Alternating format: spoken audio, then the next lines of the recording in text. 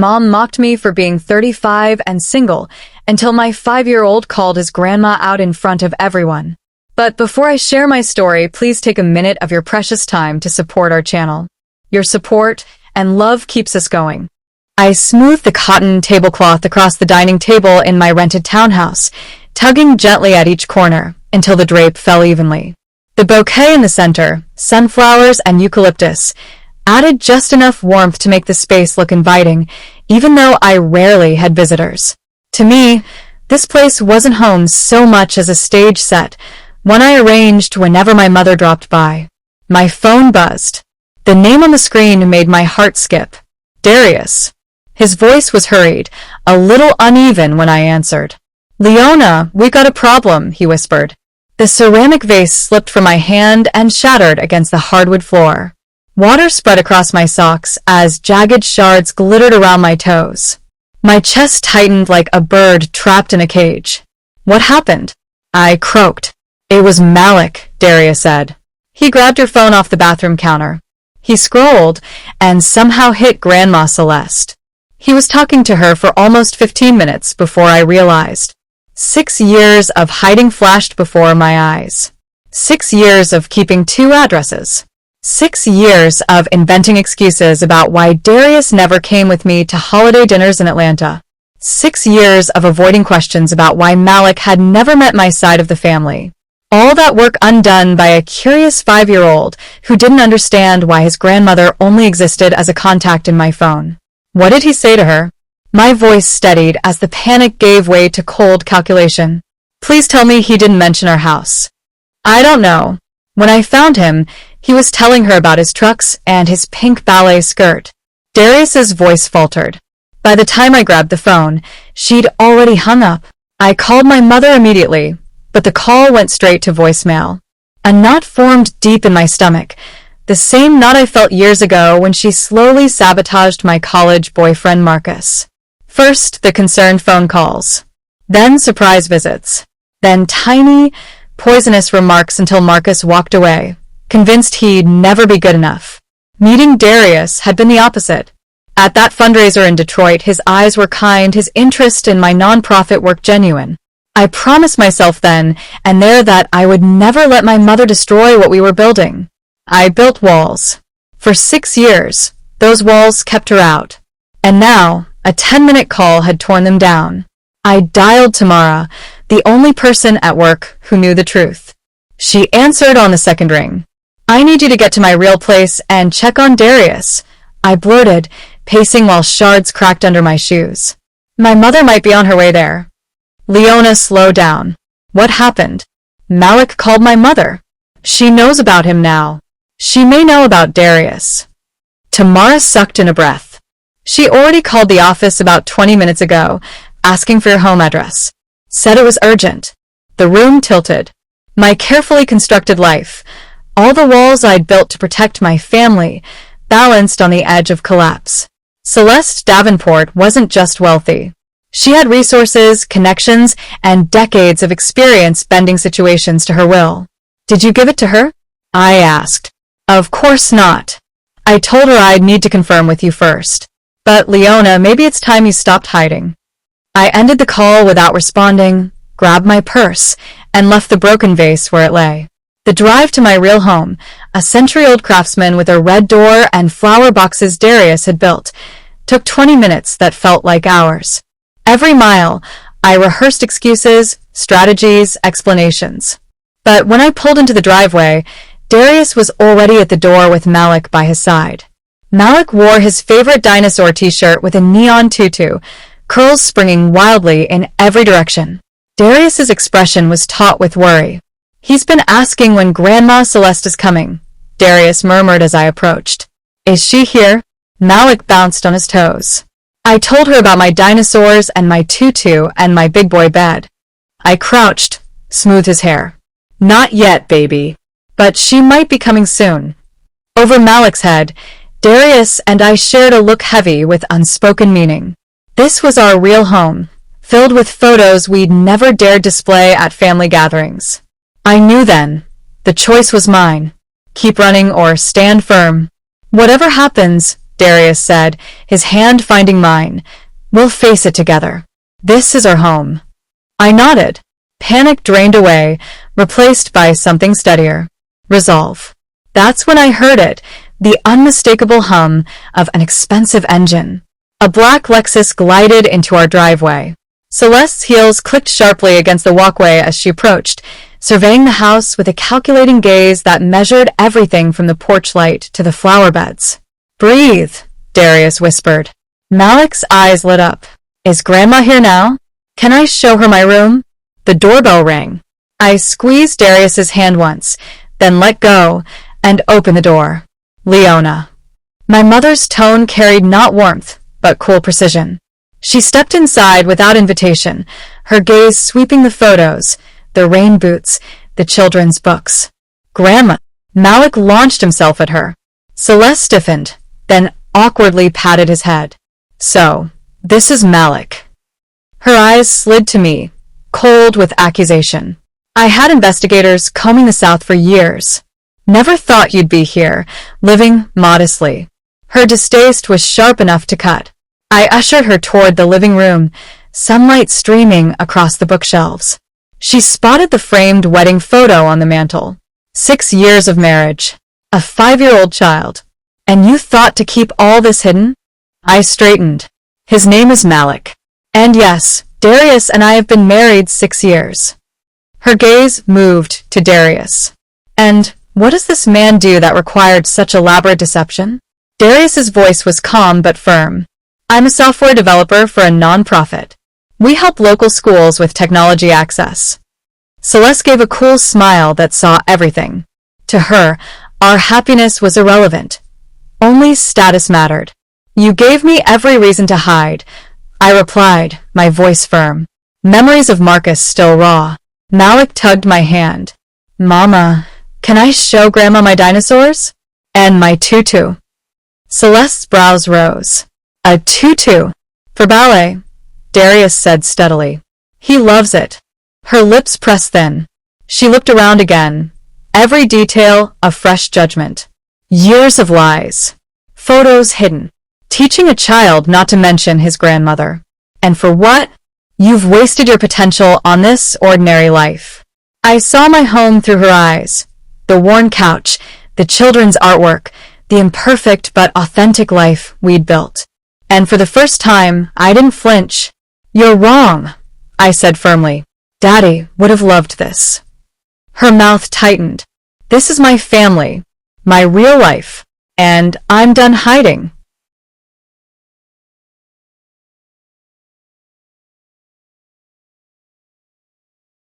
Celeste lingered in our living room as if it were a showroom, her gaze sliding over the framed finger paintings and the mismatched bookends Darius made from scrap wood.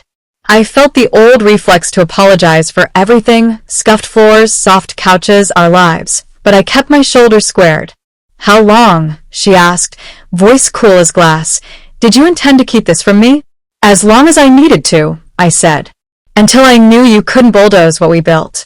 Her attention flicked to Darius. You must realize secrecy invites consequences. Darius met her stare without blinking. We chose privacy, not secrecy. There's a difference. Malik tugged at my sleeve, whispering loudly, Can Grandma see my Brachiosaurus? His neon tutu rustled when he bounced on his heels. In a bit, baby, I said, smoothing his curls. Why don't you set up your dinosaur parade on the rug? Celeste made a small, precise sound between a laugh and a TSK. Parades and tutus. And this, she gestured at the family photos on the wall. All this improvisation. Home, I corrected gently. This is our home. For a beat, none of us moved. Then I drew a slow breath. You can stay for tea, I offered. Meet your grandson in the house where he actually lives. Her eyes sharpened, calculating. Celeste Davenport never did anything without a purpose. 15 minutes, she said at last, setting her handbag on the entry table like a flag on contested land.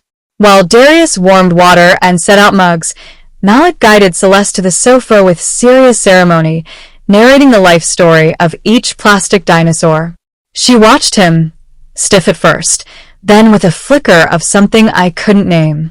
It wasn't tenderness, not yet, but it wasn't disdain either. When she stood to leave, she paused at the mantel, fingertips hovering over our wedding photo. "We will speak again," she said, her tone making it clear that speak meant attempt to control. The black Lexus purred away, and the house exhaled with her. I didn't sleep. Before dawn, I pulled a worn banker's box from the hallway closet and set it on the kitchen table. Inside were the pieces of my past I'd hauled from apartment to apartment. Yellowed letters, photos curling at the edges, legal envelopes bearing my father's name, Calvin Davenport, in his crisp, slanted hand. Darius patted in, hair flattened on one side, and sat beside me without a word. We sifted through the papers together until I found it, the trust agreement my father had created for me the year after he got sick. My pulse thudded. I could still hear him saying, "Freedom isn't granted. It's structured." I read the crucial paragraph twice, then a third time, the legalese clearing into meaning. "It's irrevocable," I whispered, tapping the clause. "Once funded, no amendments. No one, not Mom, not any board, can alter the terms." Darius leaned back, a slow smile breaking through the fatigue. "So the money your mom dangles like a leash was never hers to hold," I finished, a laugh catching in my throat. Power felt strange and bright, like stepping into sunlight after too long underground. I stared at my phone, thumb hovering over a name I'd avoided for years. Marjorie Banks, Celeste's closest friend since I was 9, the woman who smuggled me extra cornbread at church socials and whispered, "You're allowed to want your own life, baby." If anyone knew how my mother spun stories around Atlanta circles, it was Marjorie. She answered on the second ring, warm as always. "Leona, honey, your mama said she found you." "I imagine she did," I said, pacing. "Marjorie, what has she been telling folks about me?" Marjorie sighed, and I heard the clink of porcelain on a saucer. "That you're brilliant. That your nonprofit's thriving. That you keep busy traveling. She never mentions a husband, baby, or a second address. It's all gloss, no life." I swallowed the sting. Celeste had wrapped my absence in achievement, polishing away the parts of me she didn't approve of. "Will you come to breakfast?" I asked. "Here. Today." "Text me the address," she said without hesitation. "I'll bring jam." At 8 on the Celeste arrived in a slate-gray pantsuit, spine straight as a ruler. Marjorie followed moments later in a floral wrap dress, her smile softening the air. Sun shot through the kitchen windows, bright enough to make the frames of our family photos gleam. I didn't bother with preamble. I slid the documents across the table. "I've read Daddy's trust. You have no say in my inheritance, Mama. You never did." For the first time I could remember, Celeste's hand trembled. She recovered quickly, chin lifting. "That was never my primary concern. It was absolutely your leverage," I said, voice calm. "The calls, the threats, the checks with strings attached. You can't use those anymore." Marjorie set a jar of muscadine jam between us like a referee's whistle. "Celeste, baby, sometimes love looks like letting go." My mother's gaze cut to her. "This is family business." "And I am family," Marjorie replied evenly. "By love, if not by blood." Footsteps pattered on the stairs. Malik appeared in dinosaur pajamas, rubbing his eyes. He clambered into my lap and peered at his grandmother. "Do you like stegosauruses?" he asked solemnly. Celeste opened her mouth, then closed it. "I suppose I could," she said, the line landing somewhere between curiosity and surrender. Darius poured coffee and slid a cup to my mother. I spoke before she could fill the silence. "This is how it's going to work, Mama. You're welcome in our lives on our terms. No insults about our home. No commentary on Malik's clothes or interests. No calls to my job, my neighbors, or his school. No threats about funds that were never yours." "That tone," she murmured, brittle and distant. "Your father used to say your certainty would either save you or isolate you. It was meant as a cut. Instead, it steadied me." He taught me structure. I'm using it. The kitchen hummed with the refrigerator's low thrum and the whisper of morning traffic outside. I'd rehearsed this moment 1,000 times and always imagined yelling. Instead, the words arrived clear and level. You don't own my story, I said. You can be in it if you respect the boundaries. If you can't, you won't be in it at all. A long, precise quiet stretched. Celeste's eyes moved from my face to Darius's steady posture, then to Malik's small hands picking at a croissant flake. Something in her gaze shifted. Not warmth, not yet, but a recognition that the old playbook had been shredded. My phone buzzed on the counter. I glanced at the screen. Peachtree Arts Council Gala, July 10th. Beneath the formal invite, a note from my mother appeared, sent earlier that morning. Time to introduce you properly. I turned the phone face down and met her eyes. We're not props for your seasons, Mama. Community matters, she said softly. Connections matter. They do, I agreed. Which is why we'll choose the ones that nourish us. Marjorie leaned in, voice easy. If connection's the point, Celeste, why don't you start right here? No grand announcements. No spotlights. Learn your grandson's favorite dinosaur and which cartoons make him laugh. Malik wriggled free and padded around the table, offering Celeste a toy with a cracked tail. This one was hurt, he told her, but Daddy fixed it. Celeste looked at the broken and mended plastic, and for a fragile second, I saw grief flicker through the steel.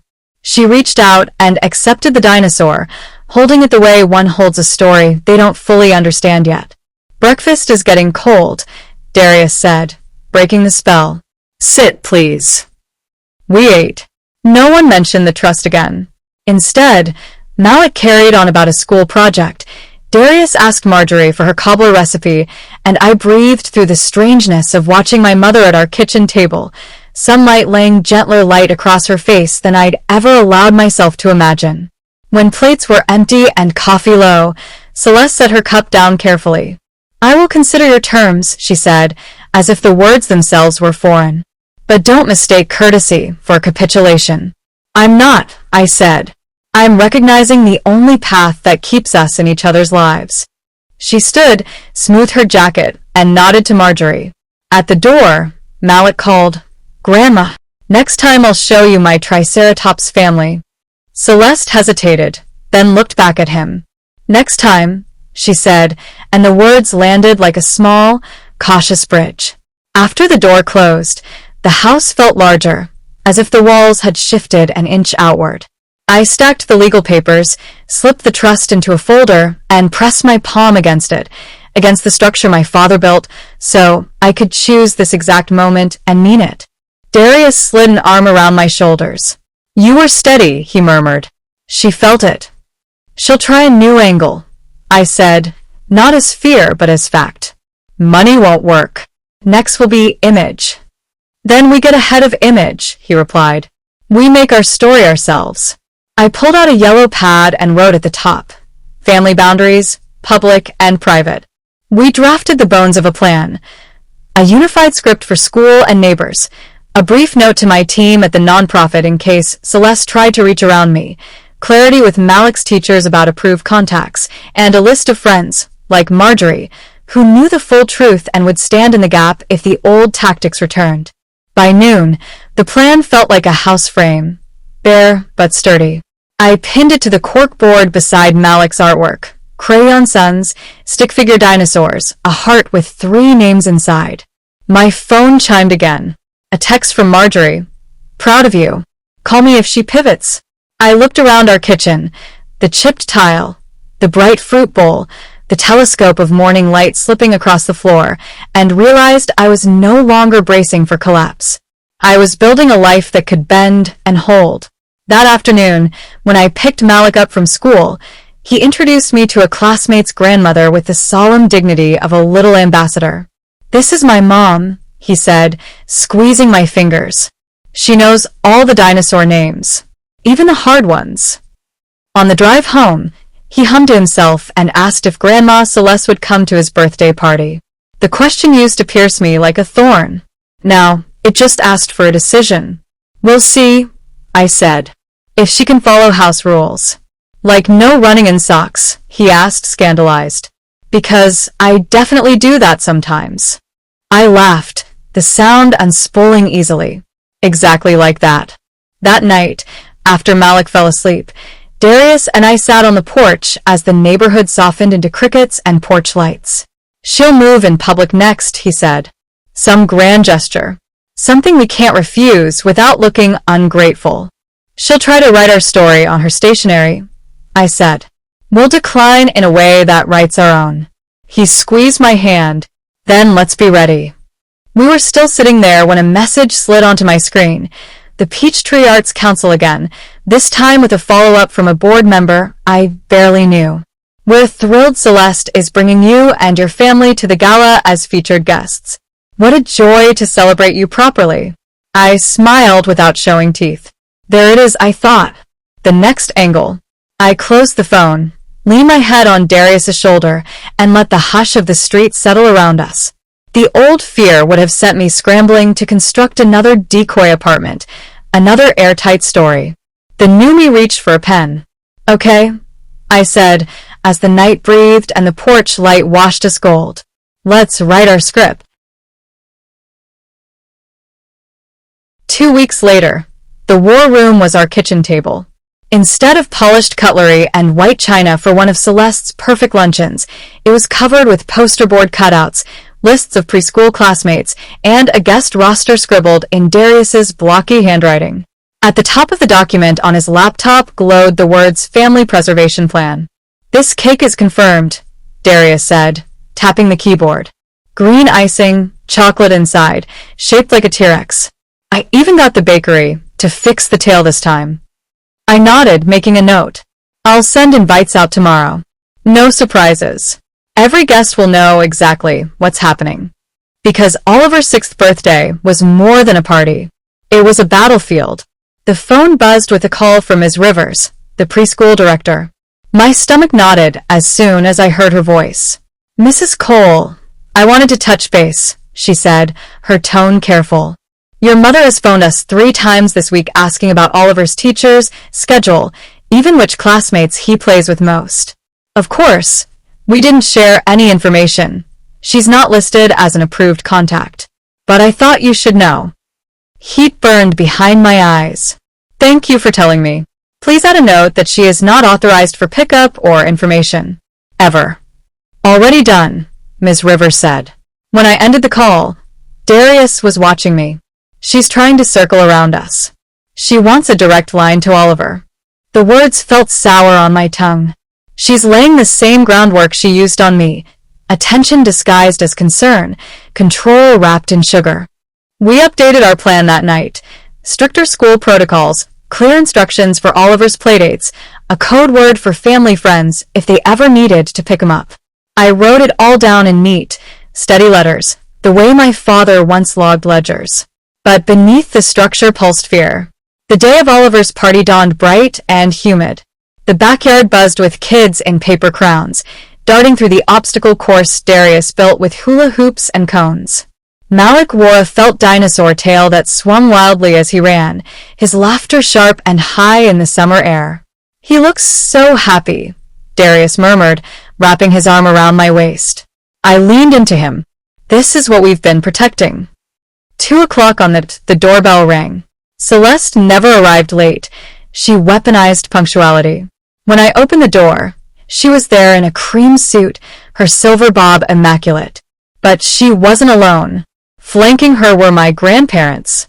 I hadn't seen them in over 15 years. Leona, Celeste said smoothly. Look who I brought. Your grandparents have been desperate to see you. My throat closed. Grandma Elise looked smaller, her curls now white and soft. Grandpa Isaiah's tall frame had stooped, but his eyes were still gentle. You look just like Calvin, Grandma whispered, tears trembling. The sight hit me like a stone to the chest. These were my father's parents, people who had loved him, who might have loved me if not for the walls Celeste had built.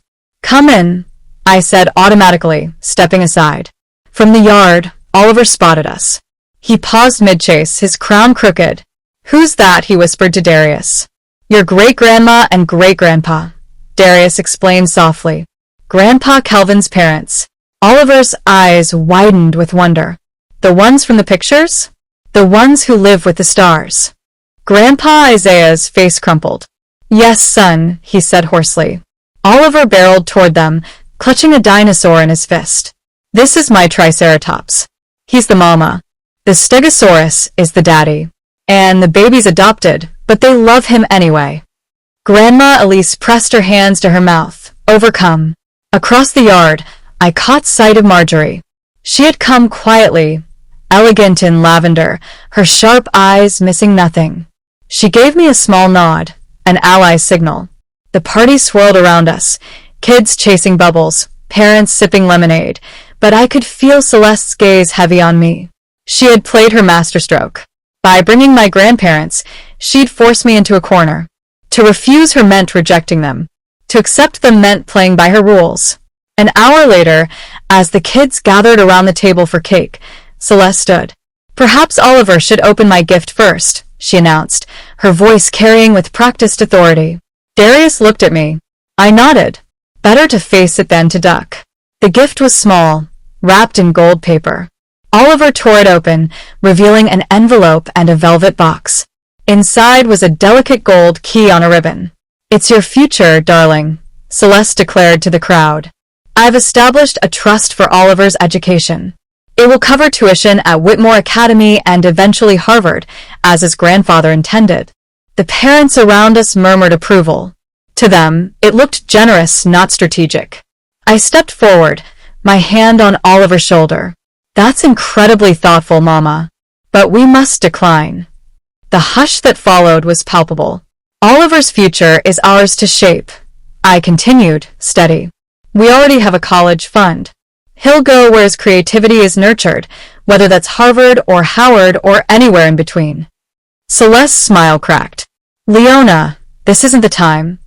It's the perfect time, I said, pulling a long, carefully wrapped package from beneath the table. Because I have something for you too. The crowd leaned in as Celeste peeled back the paper. Inside lay my father's brass telescope, polished but scarred from years of use. Her breath hitched. Calvin's telescope, she whispered, her fingers trembling. I lifted my voice, so the gathering could hear. Daddy used to say this helped him see beyond the immediate. Maybe it can help you too. A ripple went through the group. My grandparents stepped closer, reverent. He loved this thing, Grandpa Isaiah murmured. Showed the constellations to anyone who'd look. Marjorie pressed something else into my hands, a leather-bound journal. I passed it to Celeste. And these are his writings. He wanted me to build a life that mattered to me, not to a social registry. Celeste's eyes shone with something raw.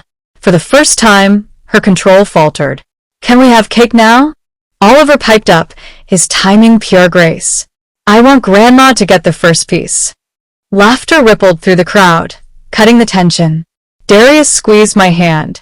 Celeste sat down with the telescope in her lap, silent, while Oliver tugged her toward the cake.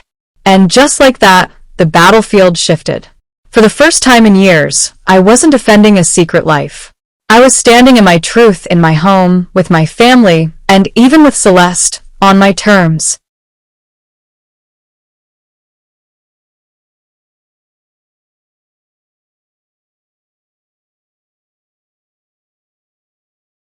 Three months passed after Oliver's party, and the brass telescope sat on our living room shelf, gleaming whenever the sun hit it. Its presence was more than decoration. It was a reminder that the battleground had shifted. We were no longer hiding. I thought the change would silence Celeste. Instead, it taught her new moves.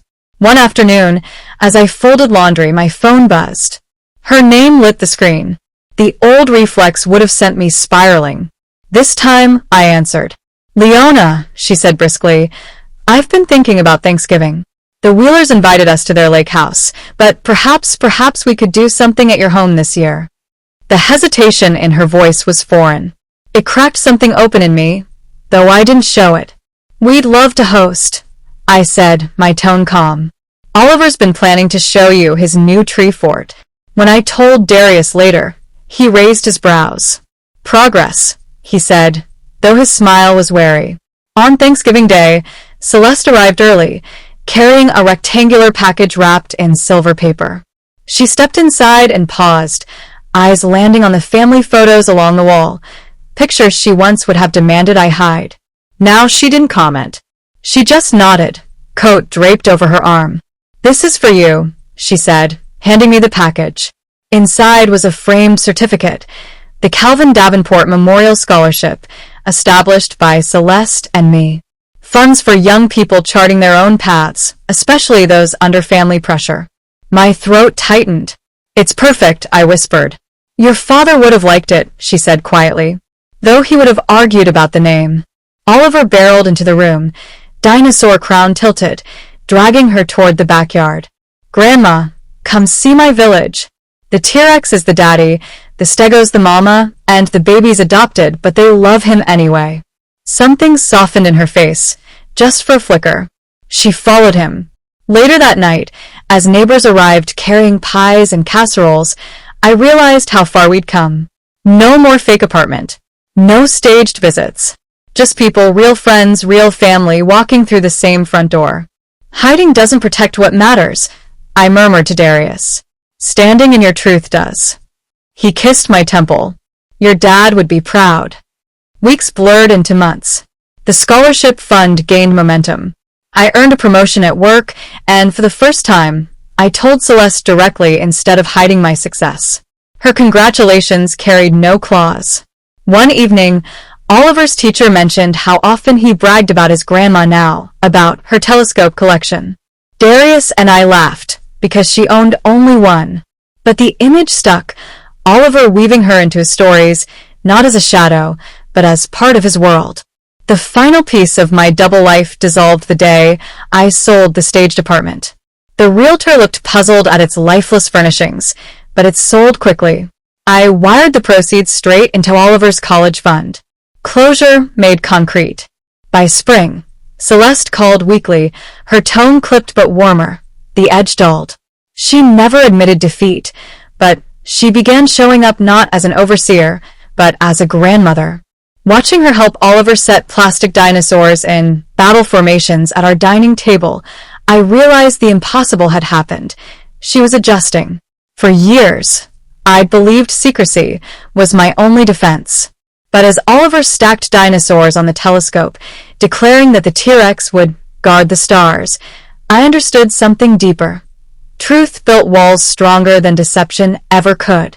And for the first time, I let myself believe we weren't just surviving Celeste, we were reshaping her place in our lives.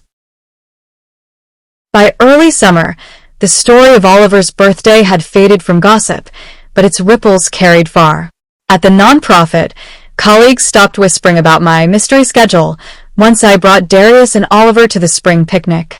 In our neighborhood, Celeste became Grandma Celeste, instead of the stranger no one could quite place. And in Atlanta's social circles, Marjorie quietly made sure our family's truth spread in my mother's own language, respectable, undeniable, rooted. Still, I knew Celeste hadn't surrendered completely. She never did. One June morning, I opened my inbox to find an invitation, Atlanta Arts Foundation Annual Gala. Below the gold lettering was a personal note from her, "Time to introduce you properly to society." "She's shifting tactics," Darius said when I showed him. "Money failed. Now it's image. She wants to script our story under her spotlight." I closed the email. "We'll write our own." We prepared like we had for Oliver's birthday. Deliberate. Thorough. We built boundaries into the plan. No speeches without my approval. No staged photos without both our consent. Margaret agreed to attend as backup. My grandparents, still glowing from their reunion with Oliver, promised their support. For the first time, I didn't feel ambushed. I felt armed. The night of the gala, Celeste walked beside me into the ballroom, her hand light on my arm. Cameras flashed, but I kept my posture straight, not as a prop, but as myself. Darius, steady at my side, carried himself with quiet pride. Oliver stayed home with Marjorie, who promised to keep him up with popcorn until we returned. Celeste gave her toast with practiced grace, but when she introduced me, her words surprised me. My daughter, Leona Cole, has built a life grounded in community, love, and purpose. I am proud to stand beside her tonight." The applause swelled, and for once, I didn't doubt her sincerity. Maybe she had realized that control was slipping. Or maybe she had finally glimpsed the life we had created as something worth honoring. Either way, I accepted it, not as capitulation but as acknowledgement. Months later, Oliver climbed into my lap, cradling a new dinosaur figurine. "Mama," he asked, "did you know Grandma has a scholarship with your name on it?" I smiled. "Yes, baby. It's for kids who need help standing up for themselves." "Like you did," he said, matter of fact. "Exactly," I whispered, kissing his curls. Thanksgiving that year was ours. Our dining room hummed with laughter from neighbors and family alike. Celeste brought her famous sweet potato pie and, without fanfare, took a seat beside Oliver to help him glue sequins onto a cardboard comet for his school project. She didn't comment on the mess or the glitter on her blouse. She just leaned in, listening to every word he said. Later, when I cleared the table, I caught sight of the telescope gleaming on the mantel. It had become more than my father's legacy. It was a compass.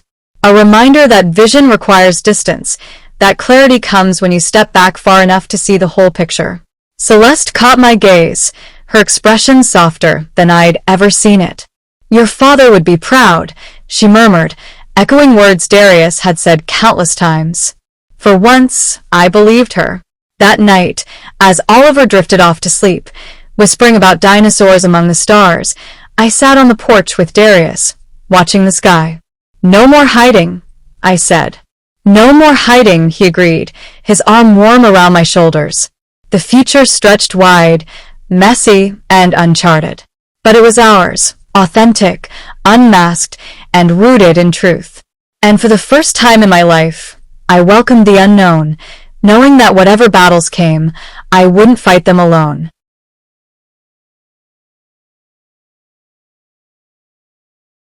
In the end, Leona discovered that the strongest shield against control wasn't secrecy, it was truth. By standing firm, she reclaimed her voice, her family, and her future.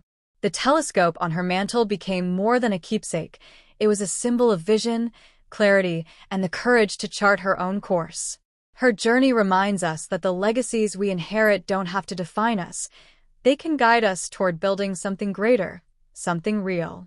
If this story moved you, don't keep it to yourself. Share it with someone who needs the reminder that boundaries are power, that love is worth protecting, and that living authentically is the bravest choice of all. Subscribe, comment, and let me know, what would you do if faced with a family legacy that tried to control your life?